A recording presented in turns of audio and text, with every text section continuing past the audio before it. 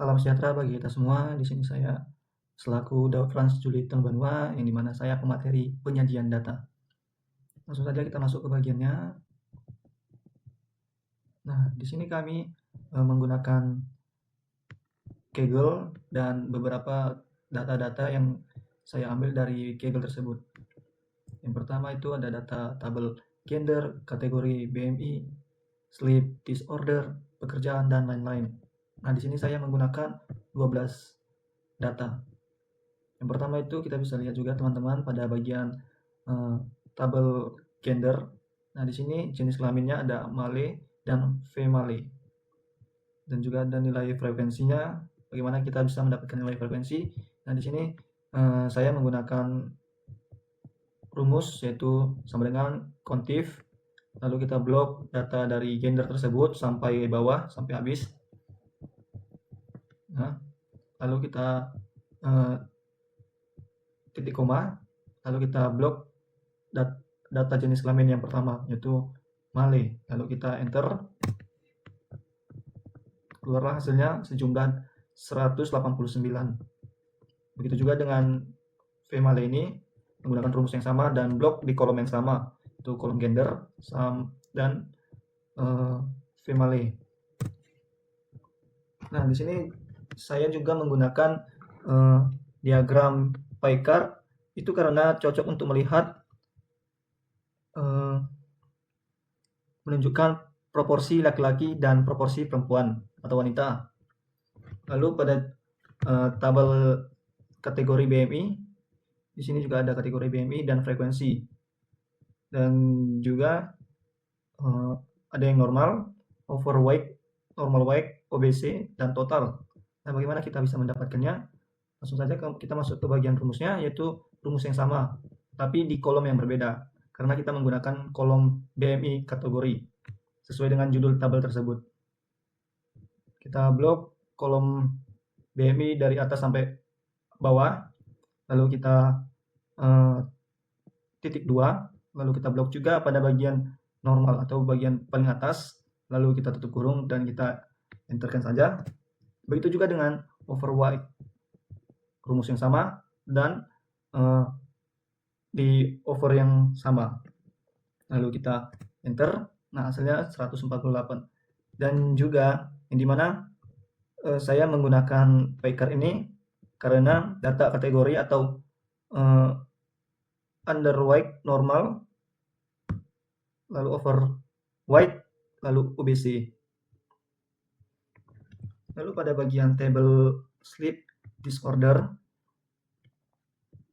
begitu seperti tadi teman-teman, tetapi ini seperti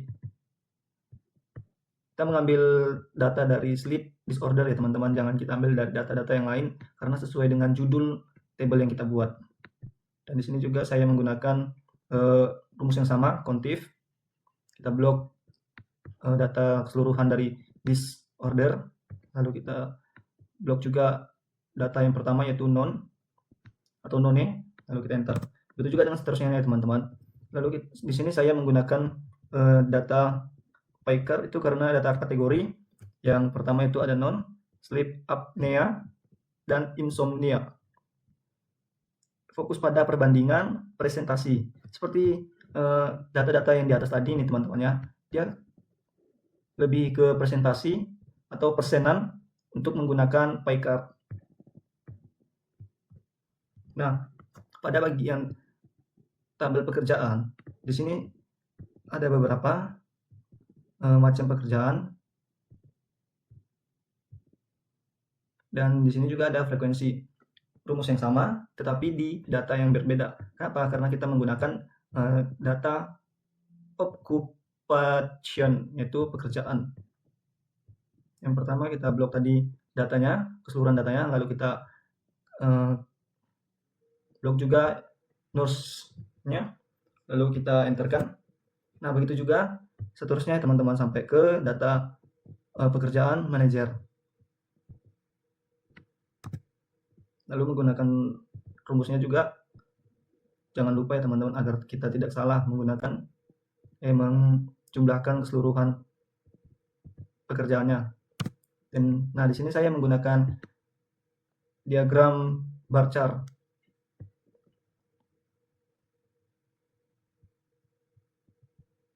yang dimana mudah membandingkan jumlah tiap pekerjaan. Lalu ada tabel sleep duration, ini nih teman-teman, dari 4,0 sampai 4,9. Nah, di sini kami juga menggunakan frekuensi kontif, tapi pakai S ya teman-teman.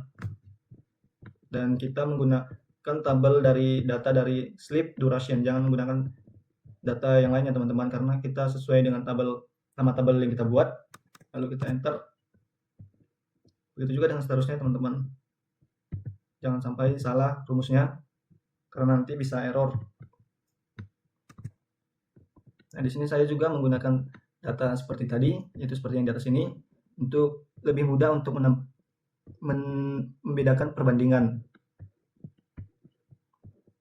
Dan juga ini pada tabel blood pressure.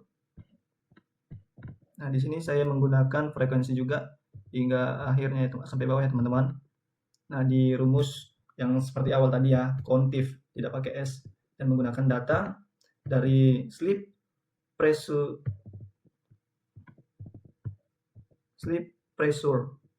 Nah, rumusnya itu kontif, blok tadi semua data dari blood pressure sampai bawah, lalu kita blok juga yang di tengah-tengah ini, yaitu 115 dibagi dengan 75, lalu kita enter.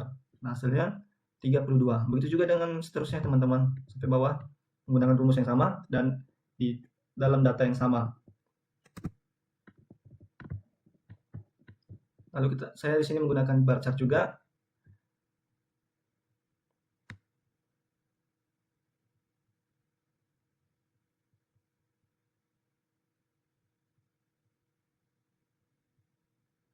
Dan saya menggunakan ini karena memperlihatkan tekanan darah yang dominan. Lalu pada bagian table stress juga ini, kita menggunakan tabel dari table stress ya teman-teman. Untuk menentukan frekuensinya, kita ambil dari tabel data dari stress level hingga bawah, lalu kita masuk ke bagian, kita blok ke bagian awal, yaitu pada bagian score stress yang pertama atau paling atas, kita blok lalu kita enter. Nah, begitu juga seterusnya teman-teman, jangan sampai salah data ini, data keseluruhan ini, dan juga jangan lupa untuk memblok data yang selanjutnya, lalu kita enter. Nah, di sini saya juga menggunakan bar chart ya teman-teman.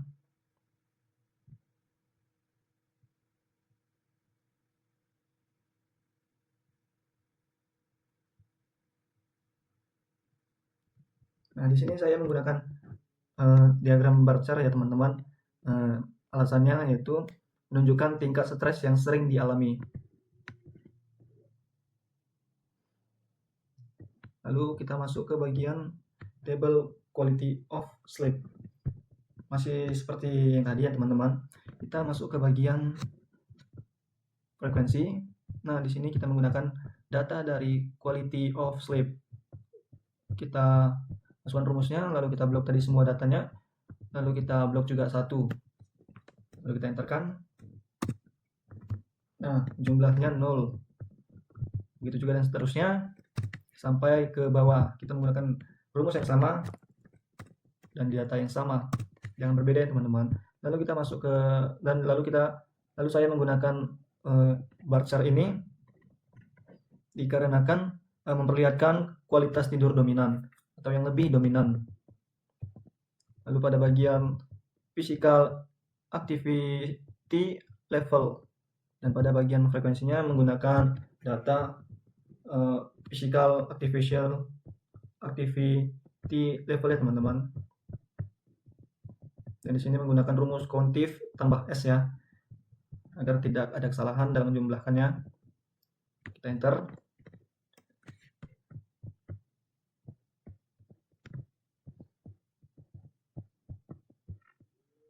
Kita enter saja.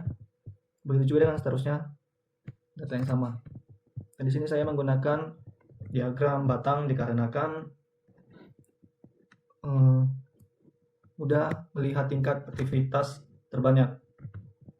Lalu pada table age atau table umur, di sini beberapa kelompok, frekuensi, lalu presentasi. Nah, pada bagian frekuensi kita ambil dulu semua semua data dari umur sampai bawah kita blok, lalu kita blok juga pada bagian 29 sampai bawah. Jangan lupa untuk terlebih dahulu kita masuki sama dengan terus frekuensi ya teman-teman, agar ia dapat menjumlahkannya dan tidak error. Lalu kita enter saja. Begitu juga dengan seterusnya teman-teman. Ini kita tarik saja. Lalu pada bagian presentasi, nah di sini tidak menggunakan frekuensi, tidak menggunakan apapun, cuman sama dengan, lalu kita masukkan data dari frekuensi yang pertama yaitu 19, lalu kita bagi dengan atau garis miring dengan 374. Ini jumlah keseluruhan datanya teman-teman. Lalu kita enter dan hasilnya 5%. Begitu juga dengan seterusnya.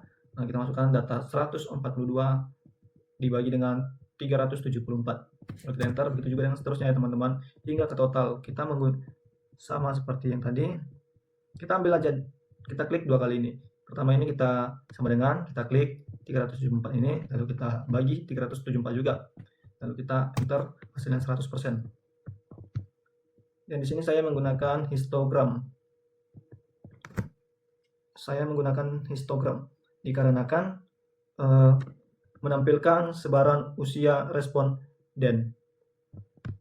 Lalu pada bagian table heart rate ini kita menggunakan rumus dari kontif dan mengambil data dari data heart rate atau heart rate. Kita blok tadi semua datanya, lalu kita titik 2, lalu kita blok 65.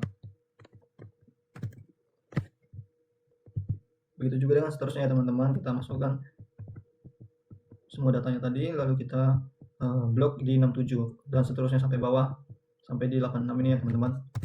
Nah, di sini saya menggunakan table histogram dikarenakan menunjukkan distribusi denyut jantung. Nah, pada bagian table terakhir ini yaitu table daily steps, di sini terdapat beberapa data. Untuk menentukan frekuensinya kita menggunakan rumus sama dengan kontif, lalu kita blok semua data yang dari daily steps ini, lalu kita titik 2, lalu kita blok yang 3000 ini atau yang paling atas, lalu kita enter. Nah, begitu juga dengan untuk menentukan frekuensi yang kedua, kita blok tadi semua datanya, lalu kita titik 2, lalu kita blok juga 3300 ini, lalu kita enter. Nah, pada bagian diagram ini saya menggunakan histogram juga dikarenakan cocok untuk melihat sebaran langkah harian. Demikianlah hasil penjelasan dari penyajian data. Saya ucapkan terima kasih dan mohon maaf bila ada kata-kata yang kurang tidak mengenakan dan penjelasan yang masih bertele-tele. Saya mohon maaf. Saya tutup. Salam sejahtera untuk kita semua.